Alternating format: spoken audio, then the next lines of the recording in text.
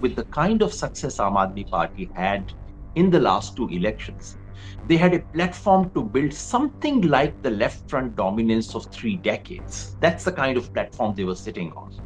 If they lost, one of the reasons was that their calling card, anti-corruption, and this moral sheen that Aam Aadmi Party came to politics with, that just wore off in the last 2 or 3 years. The idea that Aam Aadmi Party was not corrupt was simply gone. If you look at the same survey today, CSDS Lokniti survey and its ratings on corruption, these are shocking ratings for a party which came on an anti-corruption blank. Many things happened during that period, which made it clear that it's not Aam Aadmi Party that was changing politics. Politics was changing Aam Aadmi Party.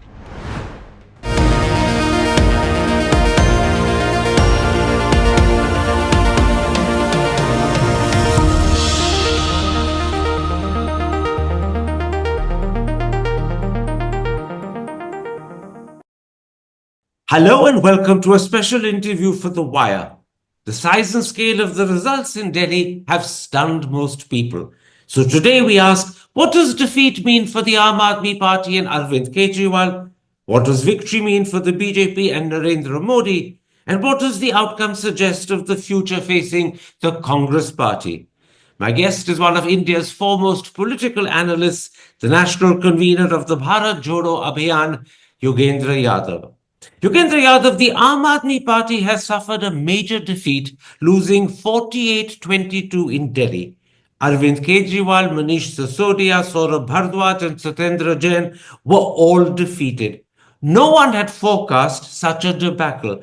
In your estimation, how serious is this? It is quite serious. It is more serious than the vote gap might suggest.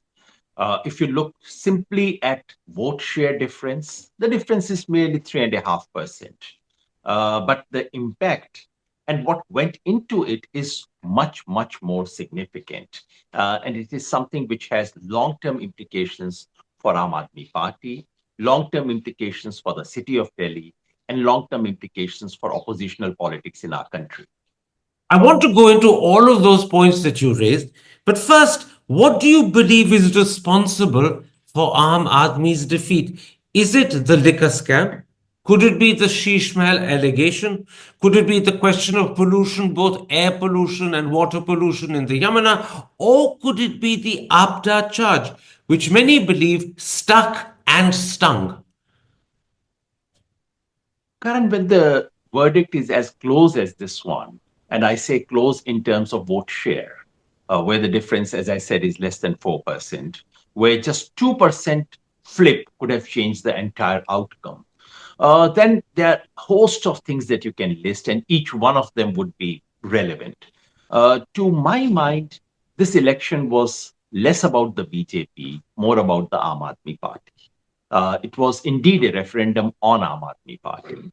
Uh, the people did not disapprove of what was called the Revdi culture, what was the freebies or the social welfare plans that the Aam Aadmi Party had inaugurated.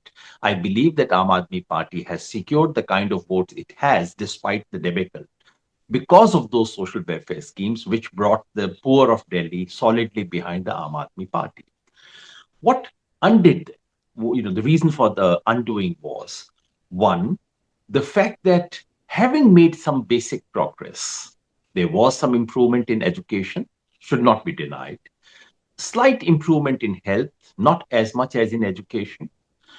Free electricity mattered, although free water was never much of an issue. But having got it, people said, what now? And a large number of citizens of Delhi to whom these things did not matter very much, they said, what about infrastructure? What about overall development of the city? And Aam Aadmi Party didn't have very much to offer. They could have stayed on even with that. Mind you, with the kind of success Aam Aadmi Party had in the last two elections, they had a platform to build something like the left front dominance of 3 decades. That's the kind of platform they were sitting on. If they lost, one of the reasons was that their calling card, anti-corruption, And this moral sheen that Aam Aadmi Party came to politics with, that just wore off in the last 2 or 3 years. Sheesh Mahal became an example. I don't think everyone in Delhi knew the details or cared for it, but the contrast between what they said in the beginning and what they did was just too apparent.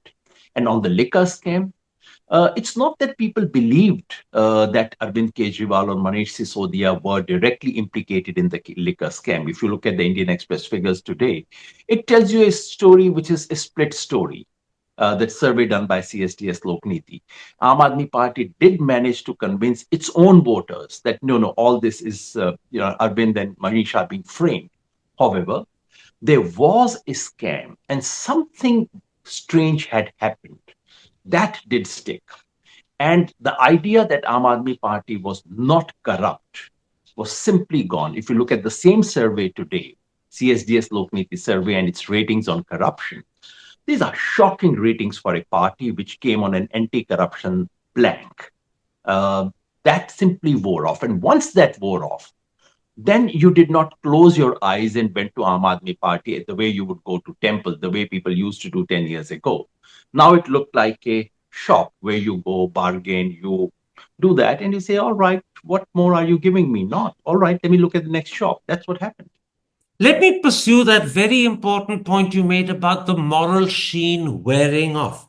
There is a view that the Aam Aadmi Party, which emerged out of a movement, over the next decade lost its sense of mission and therefore its special connect with the people. As Dipankar Gupta said, it therefore lost its raison d'etre. Would you agree the problem is a lot deeper than just the things that went wrong? Look, Aam Aadmi Party began as a mission to transform the nature of politics of this country. And in all fairness, that was gone by 2015-16. And I do not refer only to our expulsion. There's no reason to put yourself at the center of universe. But many things happened during that period, which made it clear that it's not Aam Aadmi Party that was changing politics. Politics was changing Aam Aadmi Party. However, having lost that, Aam Aadmi Party got onto a somewhat different plank, which is good governance, bringing in issues that were not normally at the center of politics, issues like education, issues like health, for which they must be given credit. And they shifted their entire attention to being a party of the poor, of the migrant, of the marginalized, and offering them something which Delhi's politics had not never done before.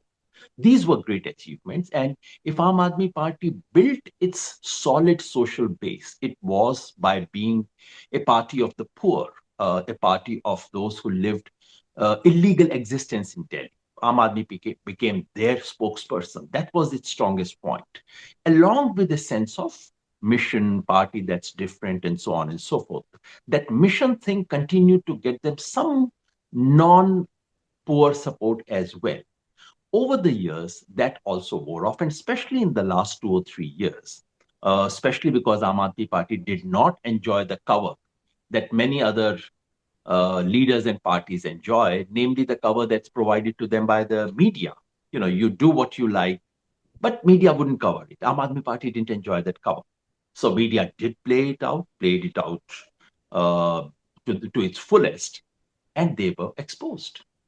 Let me approach the Aam Aadmi Party's defeat in another way. There is a view that because in 13 seats, some people say as many as 15 seats, the vote for Congress was greater than the difference between BJP and Aam Aadmi Party. Therefore, does Congress share some responsibility for Aam Aadmi Party's defeat? To what extent would you agree? To what extent would you disagree? I don't quite agree with the overall political sense of this. Look, as I said, in such a close election, there are clearly so many things which could be held responsible for the outcome. I could immediately list 3 or 4 things. One, if the media was not as hostile to Aam Aadmi Party as it was and as supportive of the BJP, result would have been different. If the election commission was half fair both in voters' list and in not allowing the union budget to be misused the manner in which it was used, the result would have been different. I must say, BJP's own strategy in this election was extremely good. So you could credit Mr. Amit Shah and his strategy. And the fourth reason could be the inability of Aam Aadmi Party and Congress to work together. On that last aspect, two or three things must be noted straight away. Number one, Aam Aadmi Party hasn't quite been a real ally of the India bloc. It's there, it's not there. In the Lok Sabha election in Punjab, they did not have an understanding. Number two, in a place like Delhi, the responsibility, the onus of building a coalition with a smaller partner lies with the bigger one, namely the Aam Aadmi Party. In Haryana, the onus lay with Congress, but not in Delhi. And number three, it's not quite clear to me that you can simply do arithmetic addition and conclude that wherever Congress has more votes than the margin of defeat of the Aam Aadmi Party, they could have come together because substantial number of votes, for reasons which are historical, reasons which are personal, substantial number of Congress votes were also anti-Aam Aadmi Party votes. So it's not quite clear that they would have automatically gone, or that Congress had the capacity to shift these votes to Aam Aadmi Party. Yes, in one sense, I take that point, which is that if Aam Aadmi Party and Congress had built an understanding and alliance, say something like 6 months before the election, after their Lok Sabha election was proved to be a not so real alliance, then things could have been different. But that's a different thing than simply saying, why did they not have seat adjustment? And saying, why did Congress spoil the game? This theory about spoiling the game and coming from Aam Aadmi Party is rather rich. Because in which case, what do you say about Aam Aadmi Party's role in Gujarat, in Goa, in Uttarakhand, in Haryana? I mean, so that is something I don't take that seriously. But you do believe that an Aam Aadmi Party Congress alliance could possibly have won, or at least won so many seats that the BJP's majority would have been substantially reduced. Do you believe either of those? In fact, given the difference is so small, given that even 2% swing could have changed things. Indeed, if Congress and Aam Aadmi Party had come together, let's say 3 or 4 months before the election, and if they had sorted issues, not only personal issues, not only political issues, but also more serious issues about how to respond to the communal situation in Delhi, on which Aam Aadmi Party has kept complete quiet if not colluded with the BJP in that. If they had managed to sort that out, then indeed the result could have been different. And you could have seen an Aam Aadmi Party Congress alliance winning. In that very special situation, which I find very hard to imagine because, as I said, on the communal issue, the stand that Aam Aadmi Party had taken, you would recall, right takes place in Delhi. BJP, Aam Aadmi Party does not have police. That's all right, but they are in government. They could have taken a position. They could have, the chief minister could have walked, could have tried something to restore peace. He did nothing. Bulldozers are out in the city. The ruling party is quiet about it. Not just that. You would remember Arvind Kejriwal appeals to the RSS Sarasang Chalak as if he's his patron, as if he's the mentor, as if he's the college principal to whom students are writing a petition. And Aam Aadmi Party enters into a competition with the BJP to prove who is more anti-Muslim. I mean, the excuse is Rohingyas, but clearly everyone could see what the competition was for. Both of them were trying to say, you are less anti-Muslim. No, no, you are less anti-Muslim. In that situation, how do you expect a Congress-like party to come to an understanding with them? So issues like this had to be sorted out more than personal egos and so on. I mean, there are hurt egos. There are all kinds of other things which could and should have been sorted out. But these deeper issues, what do you do with them? Now, analysts are today speculating that in 2 years, Aam Aadmi Party could lose Punjab as well. If that happens, would it amount to a death blow, a wipeout for the party? Too early to conclude that, Karan, because one thing that Arvind Kejriwal uh, possesses is survival capacity. He is quick and supple in his responses. He is extremely focused. He is he has a strategic vision. So one should wait for what he does. He would not simply sit back and witness the dismantle or meltdown of Aam Aadmi Party. But yes, the danger that you point out is serious. One, because BJP would not be satisfied only by defeating Aam Aadmi Party in an election. I do suspect that BJP will now go after them because BJP is into total dominance. So I do not rule out the possibility of attempts to break Aam Aadmi Party in the city of Delhi. I do not rule out the possibility of CBI, ED, etc., being used in Punjab and in Delhi to wipe out whatever remains of Aam Aadmi Party in Delhi. And in Punjab, indeed, because of a very poor performance so far, and given the Punjabi temperament that they don't suffer people they don't like very much. So, yes, Aam Aadmi Party is in for difficult times, but it would be too early to write them off. Let's focus a little on Arvind Kejriwal himself personally. There was a time when he used to boast that Modi couldn't defeat him in this lifetime, it would probably need a second lifetime to do so. Now that he's lost and lost his own seat in the bargain, are you convinced he has the strength to fight back? Last time round, he wasn't defeated when he surged to 67 seats and then 62 seats. But this time, he has to repeat that from the bottom of defeat. It's difficult to answer that question, Karan. I mean, the easiest thing in the world is to kick someone who's down at the moment. That's something we should resist. Someone like me who has had an encounter with him, a rather unpleasant encounter, I think someone like me should try and distance myself with my personal experience because that's a temptation all of us have. It is a moment to recognize that Arvind Kejriwal has demonstrated extraordinary ability. You know, I'm no admirer of him. I have said once that he has no ethical bone in his body.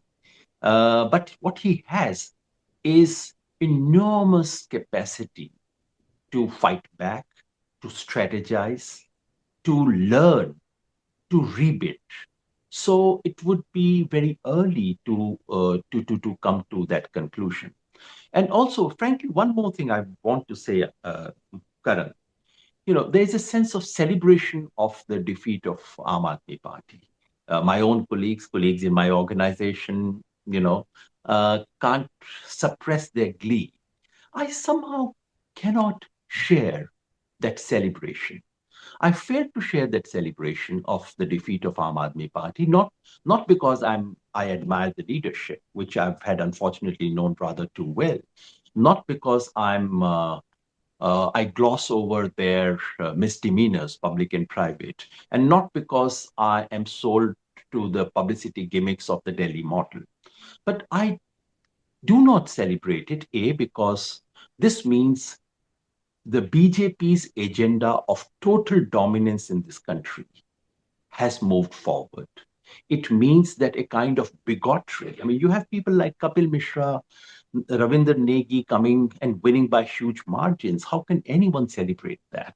And it means that some of the agenda of the poor and the most marginalized of Delhi, which came to the fore, which got recognition, which had its own moment in sunshine, that may be pushed away. So this is something serious, and the kind of casual dismissal that um, we find in the media in certain circles is something that I feel very uneasy with, notwithstanding my personal experience. It's not just that Arvind Kejriwal has to climb out of defeat to win back where he was, there's also the question of the damage done to his image. In the days when he was called Muffler Man, and he used to wear the white Aam Aadmi topi and he had a recurrent cough, Kejriwal had the image that conveyed simplicity, incorruptibility, clean governance. By 2025, he either lost or squandered it, and in its place, as you said yourself, he seemed like a conventional transactional politician. Will it be possible for him to recreate the old image now? Hard in Delhi, but do remember, you know, the one thing that we must think about, Karan, is notwithstanding all the publicity, all the things about corruption, everything about liquor scam, which I believe to be a scam. The courts may not find any direct connection of all that to Arvind Kejriwal or Manish, but it was a scam, no doubt. Given all that, and given the kind of problems Delhi city has, given the kind of just dirt and unclean city that we live in, both in terms of water, air, and sheer material uncleanliness of the city, how is it that the party gets 44% votes? Normally, a party which is responsible for all this does not get this much of vote. Clearly, there is a substantial chunk of people in Delhi, mostly of the underclass, mostly poor, socially marginalized, poor Dalit Muslims. These are people who are willing to close their eyes to all this as long as they have a party who they think can stand by them in their moment of need. So there is a space waiting to be filled. If no one else fills it, Arvind Kejriwal and Aam Aadmi Party will continue to fill it. The only problem is that the extent to which he can fill a space that the Muslims in particular want filled with someone who supports them, the only problem is the attitude the Aam Aadmi Party and Kejriwal himself have taken over Hindutva. Rather than oppose it, Kejriwal came across as a B team supporter of it. And as you pointed out yourself a moment ago, he blurred the distinction almost completely between the Aam Aadmi Party and the BJP over issues like the Citizenship Amendment Act protests and the Delhi riots. Was that a I, terrible mistake that he can now account for and rectify? Or is he trapped into that? uh, Karan, to call it a mistake would be to understate it. As you know, Aam Aadmi Party flaunted it. They thought this was their smartest strategy. This was a well thought out strategy. Someone like Atishi, someone who is intelligent, someone who is liberal values, someone who's sensible, comes and says we should have Lakshmi and Saraswati on bank notes. I mean, what kind of a thing is this? Or the absolute criminal negligence during the Delhi riots. So, one can go on and on and on. And honestly, as someone who was with Aam Aadmi Party, for me, this was the gutting moment. What is it? Was I with these kind of people? So yes, the attitude has been shocking on this particular issue. It is not neglect. It is not a mistake. This was their conscious strategy, and the strategy was this: that look, in a city like Delhi, if you have to succeed in politics, you have to operate within the four walls provided by BJP's ideology. And as Arvind would boast to his friends, "Hum inse Ram chhin lenge." We would be more Hindu than them. So this was the strategy. And what we have witnessed is a defeat of that strategy. Limits to that strategy is something that we have seen. As far as the Muslim voters are concerned, uh, most surveys tell us that notwithstanding all this, nearly three-fourths of Delhi's Muslims have voted for the Aam Aadmi Party. Why did they do so? Because they are hostage, because they dislike. As an Aam Aadmi Party person himself said privately, अरे वो हम पे थूकेंगे भी लेकिन vote हमको दे के आएंगे. This is, so Muslims have been turned into a hostage in this city. They have no option. They have sympathies with something like a Congress party, but unless Congress can bring some other votes substantially and look like a possible winner, they wouldn't possibly waste their votes. So, as I said, there is a substantial chunk of voters in Delhi, marginalized, poor, Dalit, Muslims, who have nowhere to go and who may go on to latch on to Aam Aadmi Party unless Congress or any other party comes up as a potential and viable option. Let's then at that moment focus a little on Congress. This is the third consecutive election where the party failed to win even a single seat. Although this time its vote share has increased to 6.38%, it's lost its deposit in an astonishing 67 out of 70 seats. Is Delhi becoming a bit like Bengal, Uttar Pradesh, Tamil Nadu, Orissa, states where the party is unlikely to ever recover? I wouldn't say that ever recover, but of course, it's been like that for the last 10 years, a state where Congress is out of competition. This time, towards the end, Congress showed some spunk, showed some energy, forced leaders who were probably not so willing to contest, forced them into contesting. Rahul Gandhi himself came and addressed. So, towards the end, Congress showed some energy to take the Aam Aadmi Party and the BJP, which reflects in a slight increase in vote share. However, the result must be very disappointing for the Congress because the Congress's expectation and their goal was, I mean, they of course knew they were not going to win or come anywhere close to winning. The goal was more than 10% vote share. They have not succeeded. But I would not write them off for the reason that I mentioned just a few moments ago. There is a large underclass in Delhi that might feel that they are politically orphaned if the Aam Aadmi Party disintegrates, or if Aam Aadmi Party disappears, or if Aam Aadmi Party simply is unable to keep its house together. They might feel orphaned, and Congress would be the most natural choice. Even today, a large section of people in Delhi. Please remember that in 2019, when in Lok Sabha election, Congress fought separate from Aam Aadmi Party in Delhi, where Congress was nowhere in contest in Delhi local politics. Congress had a higher vote share than Aam Aadmi Party. There is a potential voter waiting for a party like Congress to take them up. But you cannot do that by organizing a yatra only a few months before the elections and becoming active. You have to be active throughout the period. So if Congress were to do something from tomorrow onwards, there is still a space waiting for which there is no other contender. But you're also suggesting that Congress's prospects of revival in Delhi hinge critically on something pretty close to the demise of Aam Aadmi. Aam Aadmi has to disintegrate, commit harakiri, and Congress will have an opportunity to take its place. Yeah, either commit hierarchy or be not very energetic. So one has to very carefully watch what happens to Aam Aadmi Party now on, more than the fact of political defeat, more than the fact of not being in power, the fact that Arvind and Manish have lost their own seats. Arvind Kejriwal lost his own seat in New Delhi would be a morale shattering thing for Aam Aadmi Party workers. And the fact that the party has managed to rid itself of most of original volunteers, many of the idealist leaders and workers, that would now put enormous stress because this is when you need those idealist workers and organizers when you are down in dumps, when you're not in power. As long as you're in power, everyone is your friend. When you're not in power, that's when you need those people who stand by you as a matter of principle, as a matter of commitment.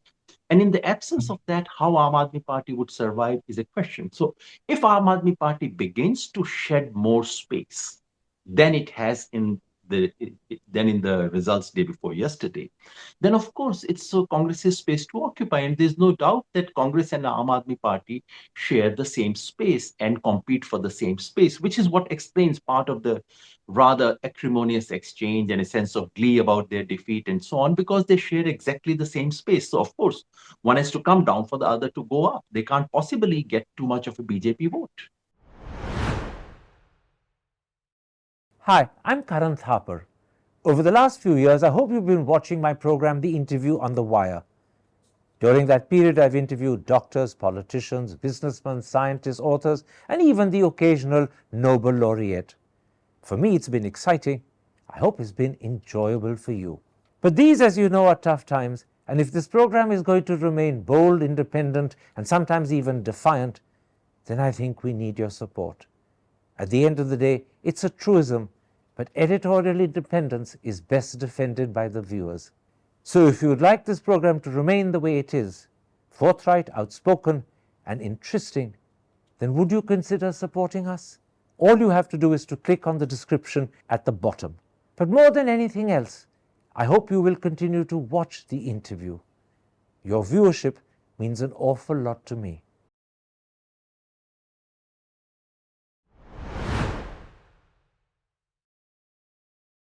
Finally, Yogendra Yadav, let's come to the BJP. Since the June national election results, The BJP suffered a setback, no doubt, at that time, but thereafter they've won Haryana, Maharashtra, and Delhi, and the only state they've lost is Jharkhand. So today, does the national election result look like an anomaly? Is it something that's receded so far into the past that it doesn't determine the way the BJP is any longer viewed or Modi is any longer viewed? Something of that is true, unfortunately. Politics is like stock market. It's driven so much by sentiment. So when 2024 election outcome comes, technically BJP wins, technically BJP forms a government, but in the world of perception, BJP lost it. In the world of perception, Congress was up and coming. In the world of perception, Congress had almost won the election. After Haryana and especially after Maharashtra, that perception takes a very big hit. And in the while the reality may not have changed, the world of perception just makes a U-turn. Everything seems to be working for BJP, and that is what I mean by total dominance. BJP is now out to capture every single place. My disagreements with BJP's ideology and politics apart, I must credit them with putting in coming with learning from mistakes, learning from failures, changing their electoral tack, working very hard. Yes, BJP uses unfair means as well. Yes, the election commission has been, what should I say, just disgraceful in its conduct and partisan. But that does not take away from the fact that BJP organization has put in enormous systematic work in recovering it. And yes, they are reaping the rewards of that. And if this continues, now we have a gap of about 8 months in the electoral cycle before Bihar. But now we are in a world similar to what it was in 2022 when Bharat Jodo Yatra began, when things didn't look very good. So sadly, the opposition parties, India Coalition, Congress, have managed to push themselves back into a corner from where they would have to work very hard to recover. In which case, let me put this to you. Lok Sabha seats apart. What's the difference between Modi 2.0 and Modi 3.0? For all practical purposes, doesn't the Prime Minister seem as powerful today as he was a year or 2 years ago? When the results came, Karam, I had said that this is uh, government without Iqbal. That doesn't seem to be the case now. And that's why winning Haryana was important. That's why recovering Maharashtra was important. And that's why this tiny city state of Delhi was important for BJP to make that point. So, yes, BJP is back to its old style of government. BJP is back to, and something that if you look at the difference between the first session of the Lok Sabha and the second post Maharashtra session of the Lok Sabha, you can see a world of difference. In the first post-election session, parliamentary session, the opposition was on the up, opposition was aggressive, opposition was confident.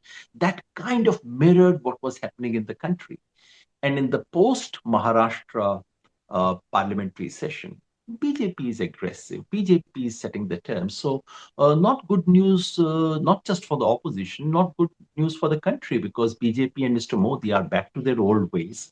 We are likely to witness many of the legislations which clearly affect the country's constitutional design to be pushed. Not just Waqf Board, we should expect UCC, and we should expect many other things. So yes, Mr. Modi is back to his old ways, and the opposition has to really sit down and think afresh about what they can do. When you say Mr. Modi is back to his old ways, let me end this interview by asking you a question, slightly tongue in cheek, but only very slightly, about the Lieutenant Governor.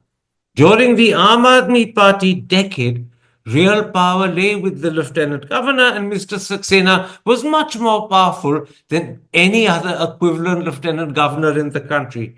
Now that the BJP is in office themselves, will the Lieutenant Governor end up becoming emasculated? Wasn't there a WhatsApp joke, Karan, saying that Arvind Kejriwal has lost power and LG has also lost power? Both of them have lost this election. In the last 10 years or so, lieutenant governors, different of kind, one worse than the other. have practically played as agents of the BJP. Lieutenant Governor's office has practically been the headquarter of the opposition in Delhi. Thankfully, that would end. Thankfully, Delhi now would have a double, triple engine sarkar. And should we expect Yamuna to be cleaned now and air to be cleaned? Yogendra Yadav, thank you very much for the time you've given me, and in particular for your invaluable insights into how we should understand not just the result, but the implications of what could now follow. I'm deeply grateful. Take care. Stay safe. Thank you. Hi, I'm Karan Thapar. Over the last few years, I hope you've been watching my program, The Interview on the Wire. During that period, I've interviewed doctors, politicians, businessmen, scientists, authors, and even the occasional Nobel laureate. For me, it's been exciting. I hope it's been enjoyable for you. But these, as you know, are tough times, and if this program is going to remain bold, independent, and sometimes even defiant, then I think we need your support. At the end of the day, it's a truism, but editorial independence is best defended by the viewers. So if you would like this program to remain the way it is, forthright, outspoken, and interesting, then would you consider supporting us? All you have to do is to click on the description at the bottom. But more than anything else, I hope you will continue to watch The Interview. Your viewership means an awful lot to me.